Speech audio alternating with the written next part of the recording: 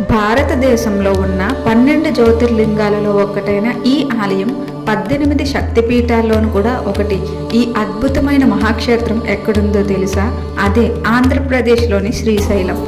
దట్టమైన నల్లమల అడవుల మధ్య కొండపై వెలిసిన ఈ ఆలయం దక్షిణ కైలాసంగా కూడా ప్రసిద్ధి చెందింది. పూర్వం కుమారస్వామి గణేశులు వివాహానంతరం శివపార్వతులు ఇక్కడే మల్లికార్జునుడు మరియు భ్రమరాంబగా వెలిశారని పురాణాలు చెబుతున్నాయి.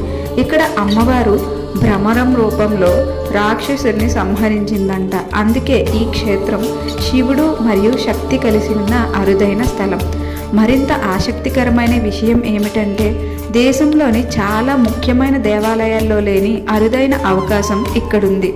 భక్తులు స్వయంగా లింగాన్ని తాకి అభిషేకం చేయవచ్చు. ఇది నిజంగా భక్తులకు దొరికిన అతి గొప్ప భాగ్యం.